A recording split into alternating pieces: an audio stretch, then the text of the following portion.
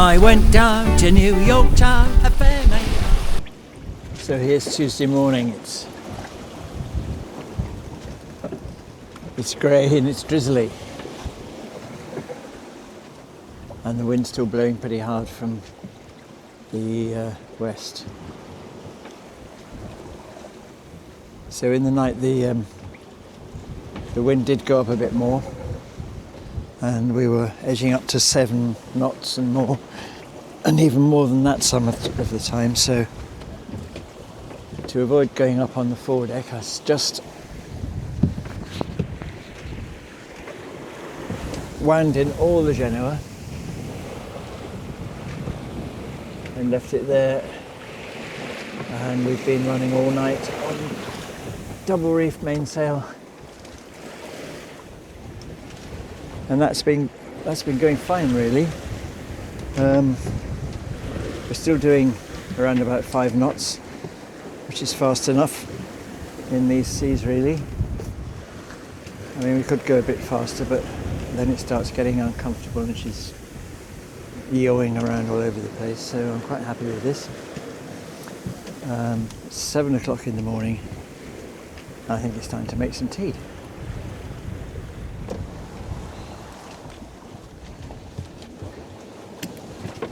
This, my friend, is a sextant. During the winter, I did a marvellous course on astronavigation, and at home I don't really have a horizon, so I haven't been able to do much practice. So I'm going to see if I can get a, not that the sun's actually visible today,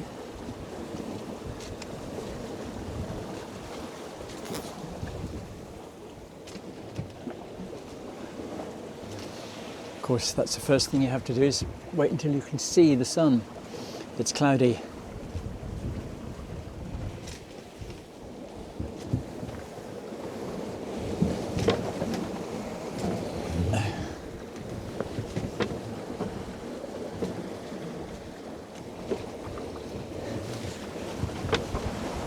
I shall have to wait.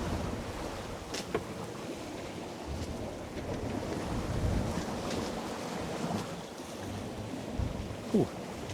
Ooh. Now, if you could just hold the boat still a minute, that'd be great. It's gone again. I'll be back as soon as there's some sun to look at.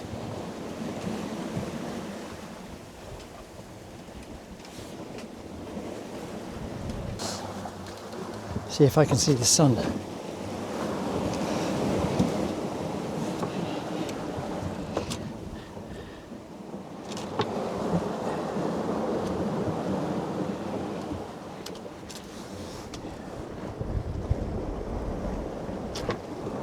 Ah, it's gone again.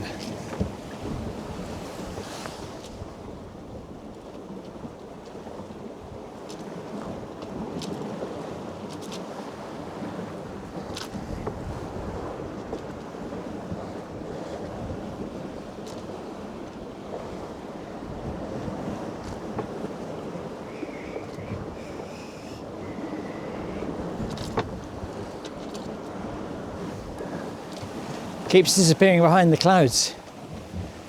How naughty is that?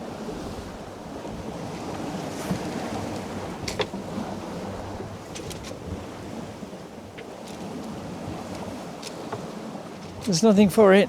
Just have to wait.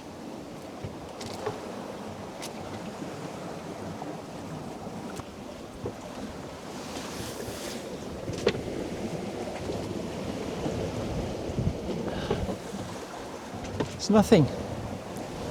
You know, this might not be the best day for getting a fix. Back to the GPS then. So here we have a AIS alert warning us of a possible or probable even collision with another vessel, the 7 Seas Grandeur. So that's going to be in 10 minutes. It looks as though we're going to pass in front of him. That's pretty scary, isn't it? Let's have a look outside.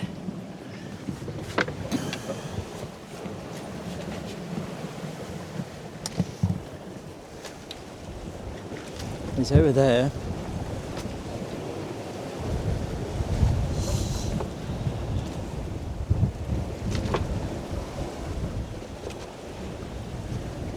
So let's keep an eye on this situation, I think. I think we are going to pass in front of him.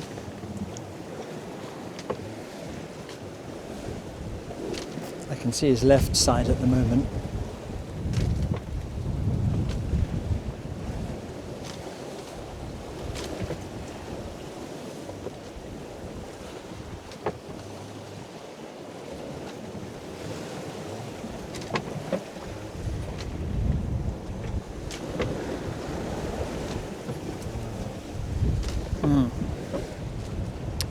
It's almost dead ahead now, so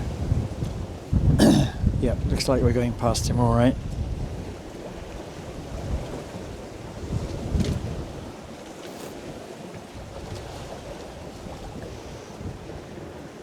Yeah, it's 2 miles away now.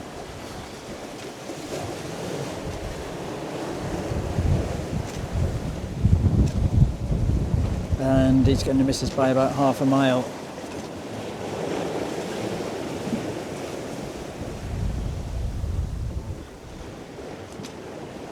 So that's all right then, isn't it?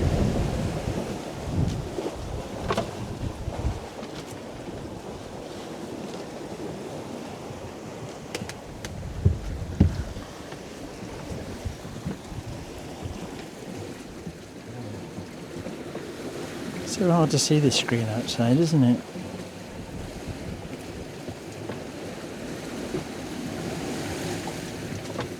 Yeah, closest point of approach is now 0.61 miles. He's changed his course to port, giving us plenty of room.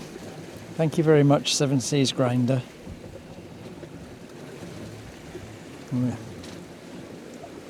So this is really the great thing about AIS, is that not only can I see other ships that are, and particularly my attention is drawn to those that are going to come rather close, but they can see me as well.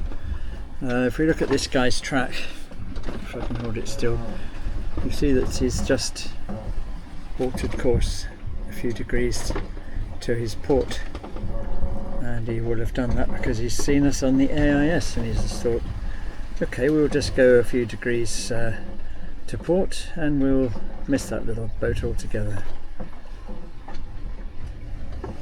Now before, when I had a receiver AIS only, I found the ships didn't get out of the way like this. I could see them, but they didn't necessarily notice me. It's very hard to see a very small boat amongst all the waves and stuff. So I used to have to take avoiding action, but now big ships seem to be very happy to avoid a tiny little postage stamp on the sea. Quick! There's some sun.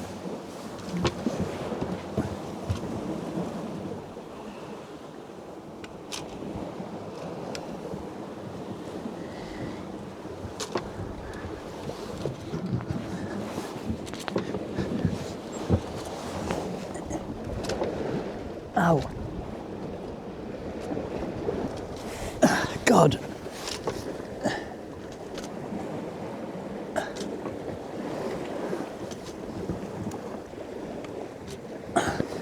Fuck. Holy Moroni.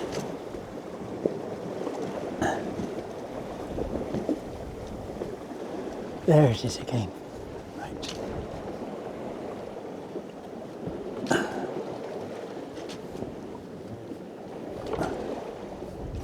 That's true. How is anyone supposed to do this?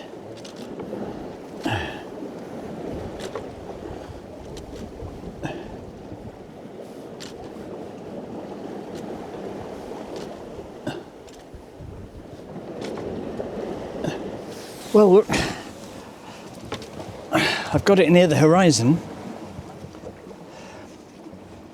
61 degrees and 30 minutes and a bit. But you know, the boat's rolling, the boat's yawing. My guru showed us a video of him doing this and it took him about 15 seconds. I'm going to have to try again in slightly calmer conditions because I can't see the sun for long enough. It just flits across my little view. I can't see it for long enough to get it accurately on the horizon. So wait for calmer weather. Or practice.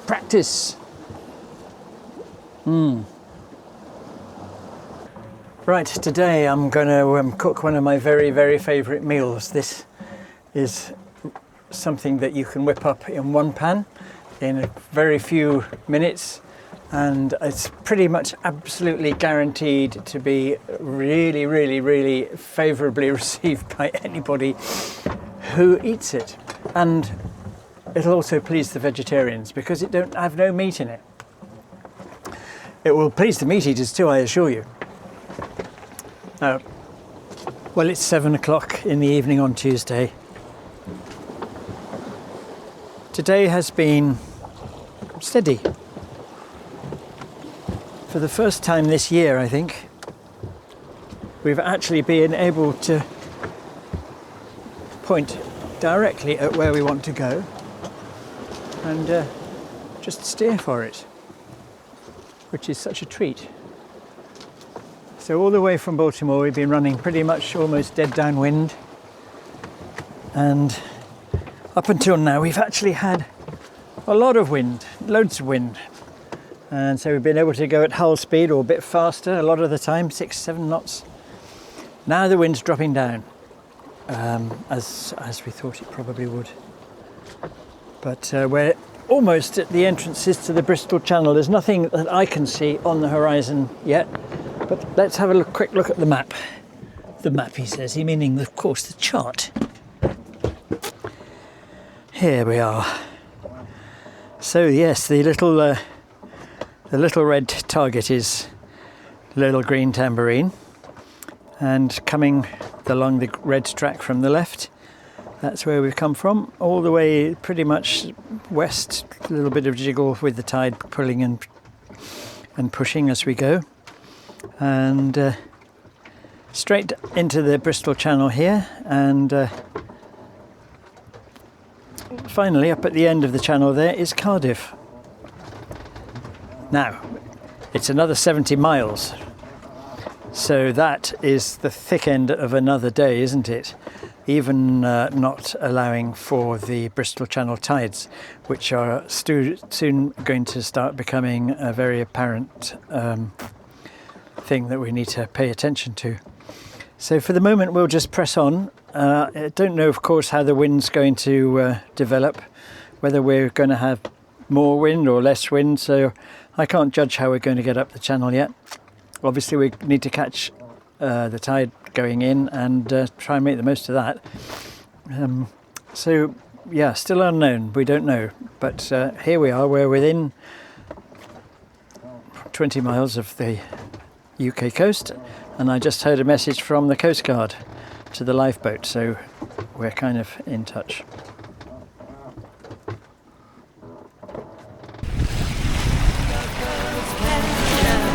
Yes, away, Santi, my dear Annie. Oh, you New York girls, can't you dance polka?